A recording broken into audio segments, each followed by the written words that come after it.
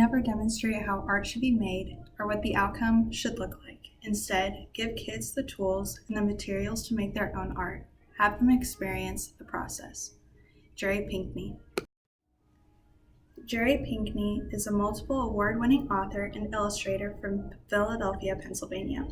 Pinkney started illustrating in around 1964 and had his work in over 100 titles. Along with his many medals and awards, he has his illustrations and works been translated into multiple languages and read internationally. He has served on multiple councils, and a wide variety of clients of his have been made internationally and nationally. He currently lives with his wife, Gloria Jean Pinkney, and has 4 kids, and he is currently located in Westchester County in New York. In 1992, he graduated from Philadelphia College of Arts, where he earned a full-ride scholarship. He also won many awards, a few of which are the Caldecott Medal, Children's Literature Legacy Award, Golden Kite Award for Picture Book Text, Regina Medal, and the Coretta Scott King Award for Illustrators. Each of these awards he has won multiple of in different years.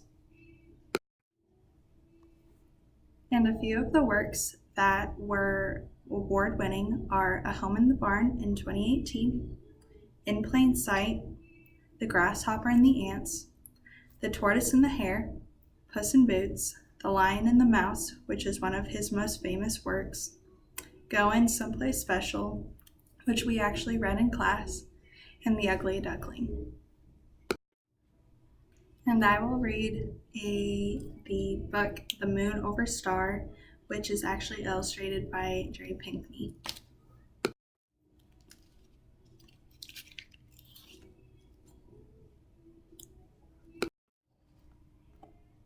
Once upon a summer's morning in 1969, Grandpa led the singing in church. The light of Sunday gleaming in his silvery head, through the open windows our voices sailed.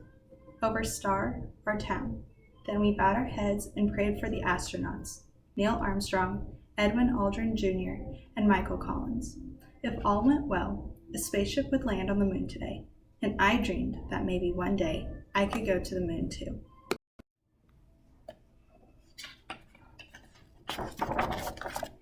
My Gramps thought the space program was a waste of money, but I knew he was praying for them too. I thought about the astronauts' kids and wondered if they were scared. Scared, but proud. I know I'd be. I slipped my hand into my dad's and I whispered so only I could hear. God, please bless the astronauts' children too.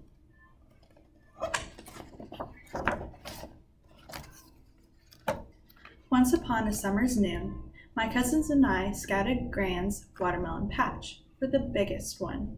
It took 3 of us to carry it to a tub of ice. 3.5, counting my little cousin Lacey. We decorated the picnic tables with the pails of wildflowers. Then our chores were done. We built our own spaceship from the scraps we found in the barn.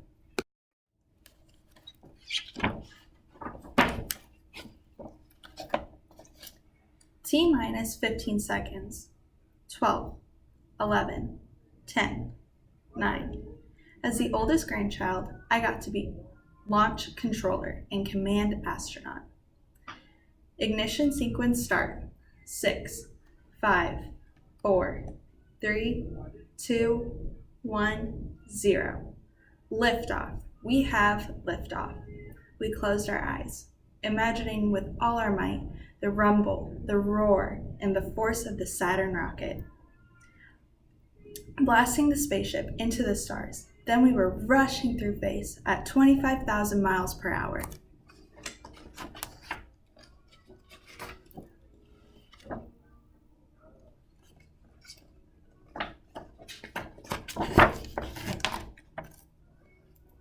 I wonder how many miles it is to the moon, Cousin Carrie said. I'd been reading the moon stories in the paper, so I knew. About 240,000 miles, I said, and some scientists say it's moving away from us, an inch or so farther every year. I also knew that in May 1961, a month before I was born, President John F. Kennedy had said America would send men to the moon before the decade was out. Now that President Kennedy was in heaven, I wondered if he could see the astronauts. Was he smiling to know his dream was about to come true? That afternoon, we were helping Gramps with the tractor when Gran hollered, "Come quick, they're landing!" Gramps kept right on tinkering with the engine. The rest of us ran smell-pell for the house and squirmed around the television screen as it glowed, with equal parts moon and the spaceship called Eagle. We heard the voice of Commander Armstrong directing the landing. "Forward, forward," he said. Then the newsman we all knew, Walter Cronkite, exclaimed, "Man on the moon!" For a split second, we were silent. The whole universe must have been. As we waited to hear the voice of an astronaut 240,000 miles away. And then, "Houston, Tranquility Base here," Commander Armstrong said. "The Eagle has landed." Boy, did we cheer, all of the cousins, and even the grown-ups, all except Gramps. I remembered something he'd once said. Why spend all that money to go to the moon when there's so many folks in need right here on Earth? Because we can, I almost shouted, but caught myself. I began to wonder then what Gramps' dreams had been. From the time he was little, he had worked the farm, doing the same jobs day to day, season to season. When the crickets began to sing, Gramps took out his pipe. I pulled off his dirt-caked boots for him and stomped around the porch. "Gramps, will you watch it with me tonight? The moonwalk?" "I'm mighty worn out today," he said, "but maybe." Suddenly I could see how tired he was. Lifetime tired.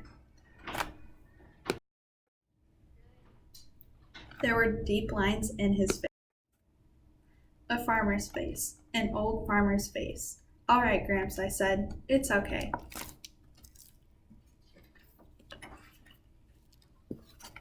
Once upon a summer's night in 1969, we spread blankets and folding chairs on the edge of the yard, where the buffalo grass grew thick and soft. The cornstalks whispered while we gazed at the pearly slice of moon and the stars gleaming like spilled sugar.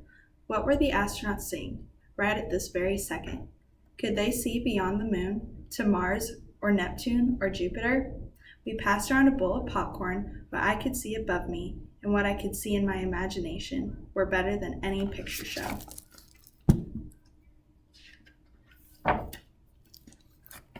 Later on that summer's night, in 1969, the television screen flashed with words that gave me goosebumps. "Live from the surface of the moon." And Mr. Cronkite said, "Neil Armstrong, 38-year-old American, standing on the surface of the moon, on this July 20th, 1969. I didn't know it then, but there were 600 million people, the world over, watching with me and listening when Commander Armstrong said, 'That's one small step for man, one giant leap for mankind.' All of us, from New York to Tokyo to Paris to Cairo to Star. And maybe even President Kennedy too. All of us watched it together, the astronauts bounding across the moon like ghosts on a trampoline. I felt a hand on my shoulder. 'I reckon that's something to remember,' Gramps said quietly.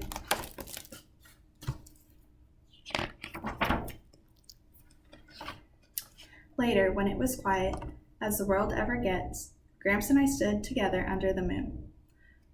"What's mankind?" I asked him. He puffed on his pipe. "It's all of us," he finally said. "All of us who've ever lived. All of us still to come." I put my hand in his. "Just think, Gramps, if they could go to the moon, maybe one day I could too." "Great days," he said. "An astronaut in the family. Who'd have thought?" I smiled in the dark. My Gramps was proud of me.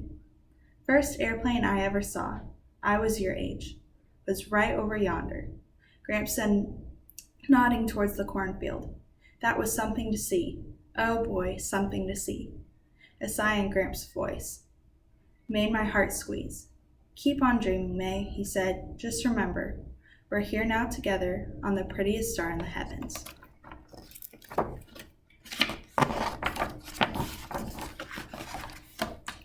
Gramps had looked to the moon all of his life. It told him when to plant and when to harvest.